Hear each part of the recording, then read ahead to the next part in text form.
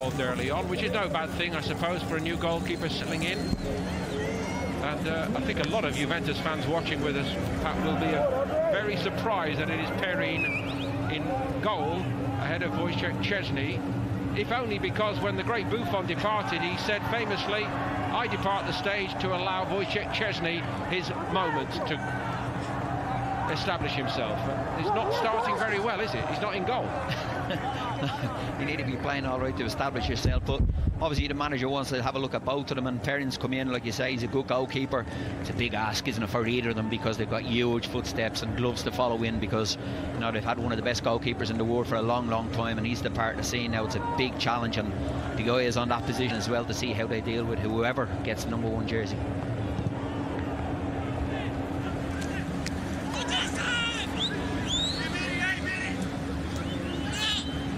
Wagner, Sandro Wagner, overlooked by Germany for the World Cup, the ill-fated World Cup squad. And he felt he was snubbed so completely, he announced his retirement before the World Cup. Given away by Ulreich. Such a shame it ended as it did for him. And I suppose the great expectation in the goalkeeping job for Bayern Munich is that it will be Manny Neuer. Bernardeschi, Cavalli helped it on its way inadvertently. João Cancelo now, looking to make a fast start as a Juve player.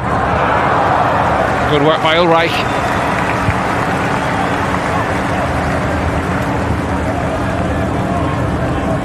Yet another high-quality addition by Juve. João Cancelo. And can play a variety of positions, of course, but can't he? Signed from Inter. Yeah, he's comfortable playing a couple of systems as well. He can play in that 3 in the back as a wing back as well, and he's a good signing for them. Like I said, a lot of money paid for him. You know, big season. Look forward for him, but he is a very good signing for Juventus. I should perhaps qualify what I said. Technically, he was formerly a Valencia player, although he was at Inter last season and impressed so much. Smart business by Juve, though, wasn't it, to get him? Yeah, here's young Johansson. Johansson at right back looks very composed on the ball, doesn't he? Yeah, and you can see already. Ribery attacks now. Ribery twisting and turning. Cancelo put the brakes on.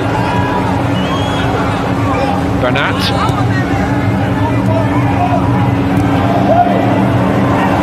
Here is Johansson again.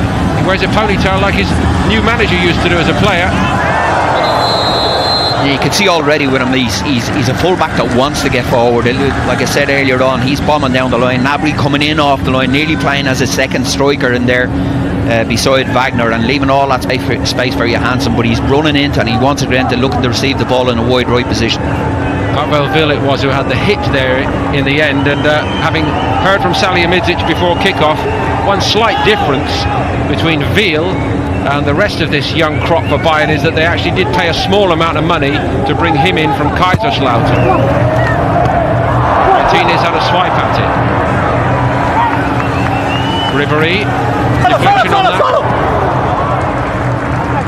Really took it where Wagner couldn't possibly jump against the goalkeeper.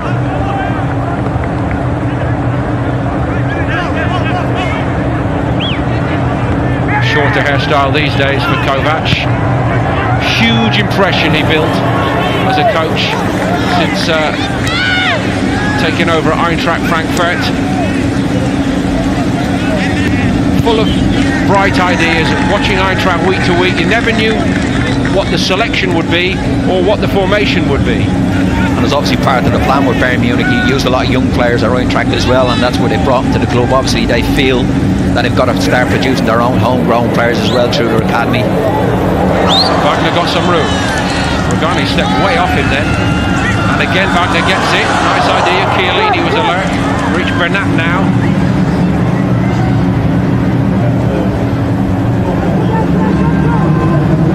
Ribery. Nice little touch by Shabani.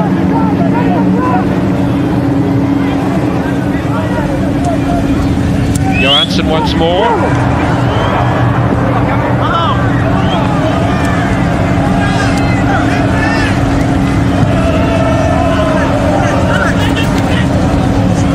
Alexandro. Gnabry working back on him.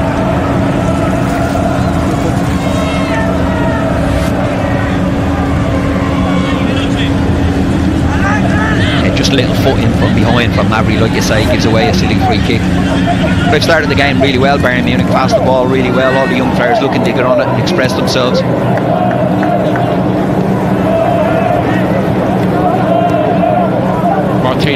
Martinez spent a lot of last season when Heinkes came in and righted the ship, just sitting in front of the two centre-backs, and a lot of people think that's his best position. I don't know what your view would be on that. You can see by me, at centre-half, he's a player that just sits in there, reads the game really well, able to spot danger, moves the ball quickly, doesn't complicate the game. Neither Hummels nor Boateng are involved here, and also Nico Süle still being rested after the World Cup, even though Süle didn't play much of a part in the ill-fated Russian adventure. Those are the top three centre-backs once more for Bayern. No transfer purchase of consequence during the summer transfer window at Bayern Munich. The only player incoming, Leon Goretzka from Schalke. Goretzka, of course, was signed last January, effectively. That was a bit sloppy. Johansson, maybe a bit of panic set in. Yeah, I think it's Stanisic plays the ball into. It's a little bit short on the wrong side for him as well. Good press from Juventus that time. Johansson gives away the free kick. Better that than anything worse, though, eh? Yeah, he could have been in on goal that time. It's just a little clip of the heels and he's gone down. They've got to defend this set piece now. Hey, right!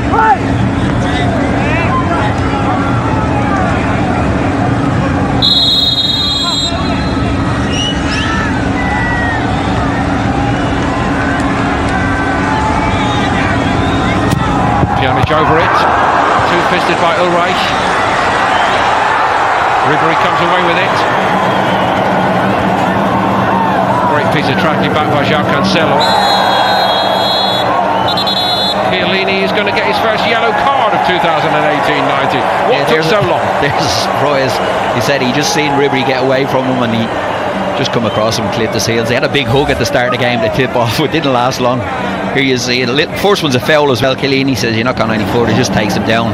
Ribery didn't like it. Oh, the fire came up in the eyes then.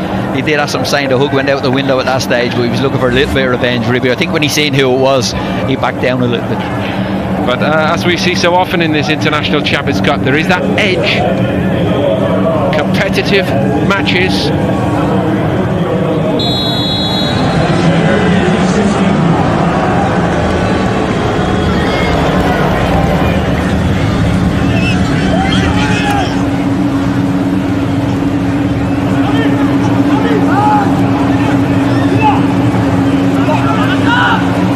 Took a lot of touches then. Emre Can was able to deal with that very easily.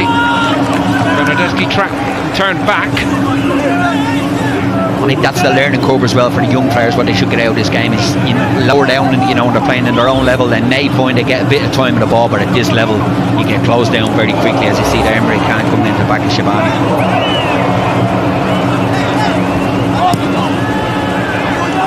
By De Sciglio. Alexandro under pressure. Perrin living a little bit dangerously with his distribution, but worked out all right in the end now. Marquisio's carted out of the way. There'll be another talking to at least. Marquisio's not happy about that one. Young Pavel Wiel, the culprit. Plenty of edge out there. There is, yeah, just a little tug of the jersey from Wiel there, like you say, but you like to see that as well. The managers wanted to be a competitive game. Once there's nothing nasty, the referee he's booked the player early. Maybe that's just showing, listen, I'm not going to take too much, make sure the tackles are good, but the tempo to get the game has been good.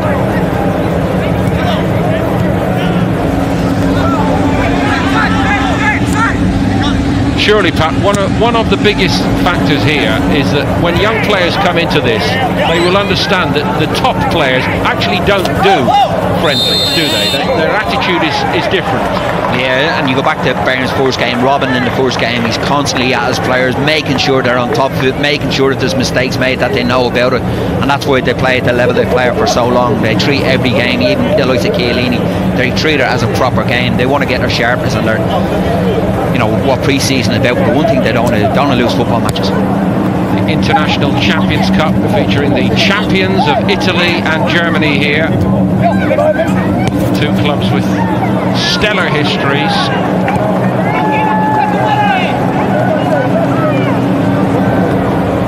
Switch right by Stanisic to Johansson.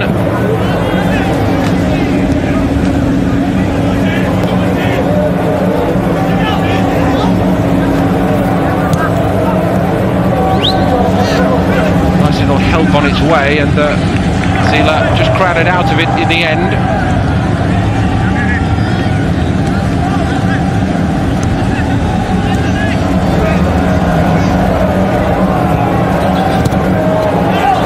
Cavalli came at him a little bit quickly. Well stopped by Stanisic.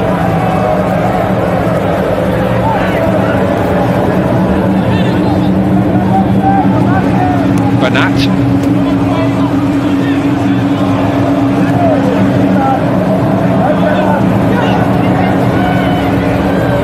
Martinez.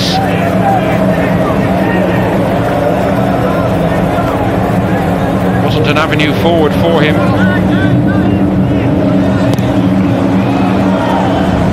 Wide on the other side is Johansson. Gnabry got in his way, really, in all honesty.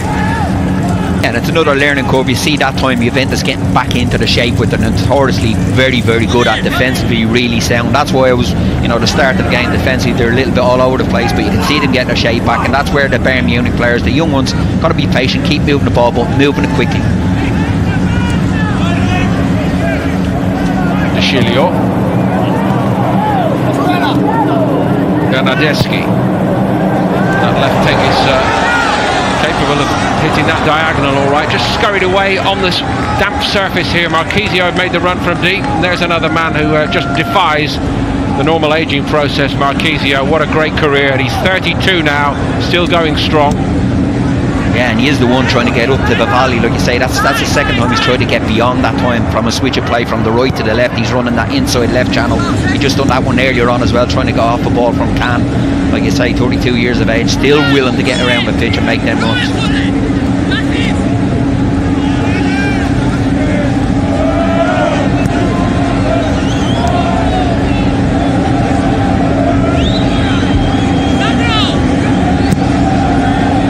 Tempted to go long. Gnabry, not the ideal target. Surely that should be Sandro Wagner's work. He was nowhere to be seen. Here's Johansson. A little bit of space for Shabani. Bernat stepped in. He knew where Ribery would be.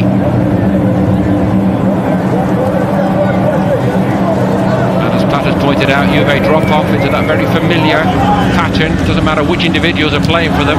Chiellini clear.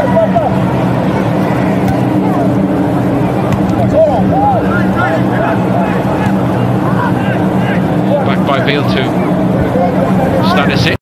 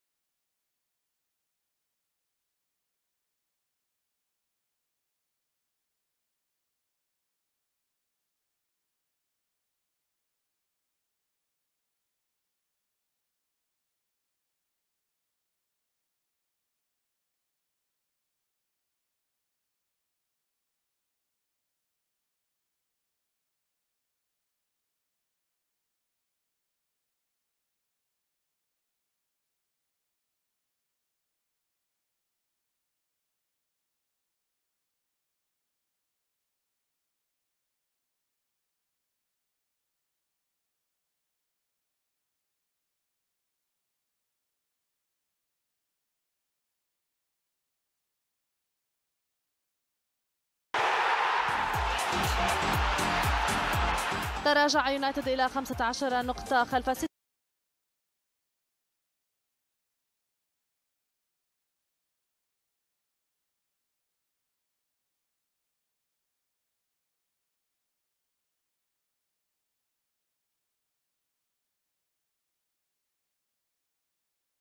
ماكسيميليان فيليب يسجل ثنائية في لقاء اليوم. اليوم يومك ماكسيميليان فيليب، افرح فيليب، هيص فيليب، أداء رائع، هدف جميل، 2-0 لصالح بروسيا دورتموند.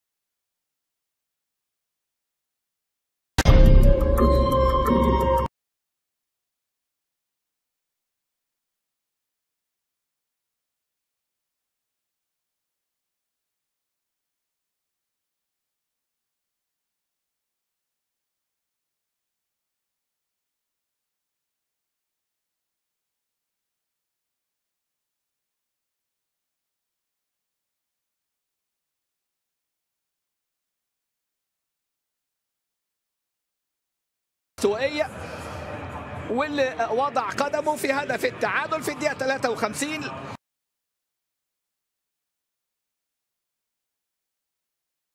تصبح النتيجة 1-1 في النهائي.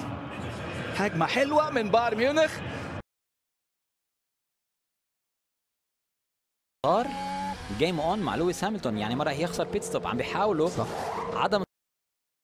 صار جيم اون مع لويس هامilton، يعني ما راح يخسر.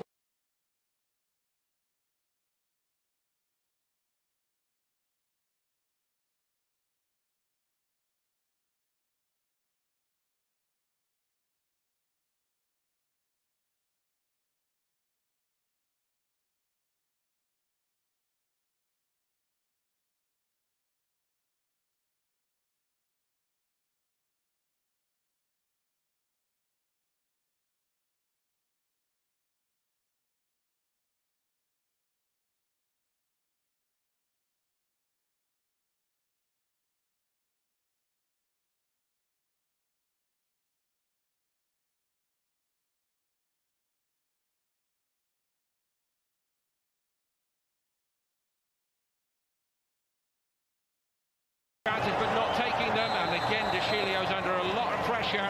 Ribery fancies his chances against him here.